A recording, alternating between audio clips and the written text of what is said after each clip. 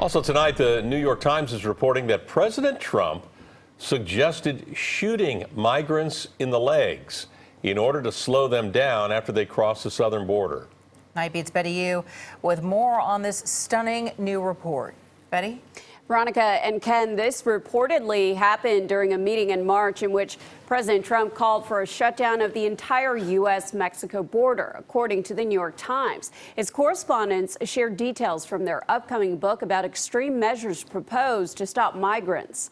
After publicly suggesting that soldiers shoot migrants if they threw rocks, the president backed off when his staff told him that was illegal. But later in a meeting, aides recalled he suggested that they shoot migrants in the legs to slow them down.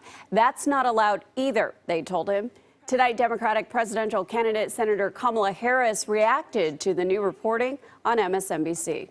It is outrageous. You know, we have a person occupying the White House right now that is not only lawless, not only probably the most unpatriotic president we've ever had.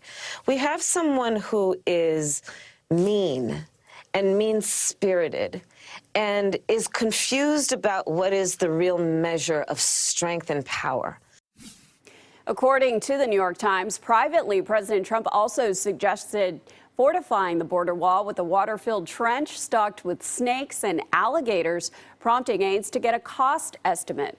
He wanted the wall electrified with spikes on top. The new book cites interviews with more than a dozen White House and administration officials directly involved. The paper also reported that Trump offered the then Border Protection chief a pardon if he were sent to jail for having border agents block asylum seekers from entering the U.S. Tonight, the White House isn't commenting.